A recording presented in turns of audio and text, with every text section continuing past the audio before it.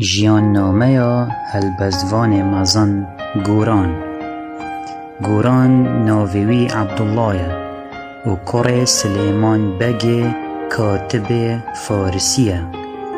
لسالا 1904 زاینی لباجر که حلب چه هاتیه دنیای دزاروکینی دا لنگباب خو خواندیه باشی چوه قطابخانا سردایی و 2 سالا جی لقطابخانا ناونجیا کرکوک خواندیه و جبرمرنا بابیوی و کشتنا برای وی محمد بگی خواندنا خو هیلا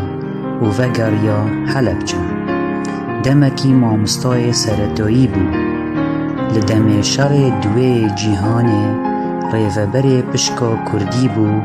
لئیزگی رجهلاتا نزیک الشرق الادنا لیافا فلسطین دم شر نمای وگریا سلیمانیه پشتی شورشا 14 تیرمه لسالا 1958 و دامزراندنا پشکا کردی لزانکویا بغدا بو مامستا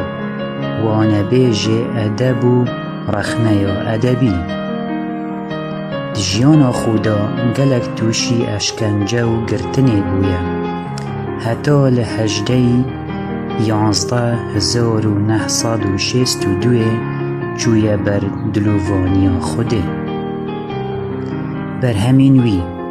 ایک فرمیسک و هنر 2 بهشت و یادگار 3 سروشت و درون 4 لاوک و پیام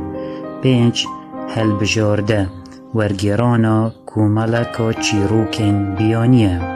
6 جبلی بدهان گوتار و ورگیران وانبیجیا لکولیجا آدابه لبغدا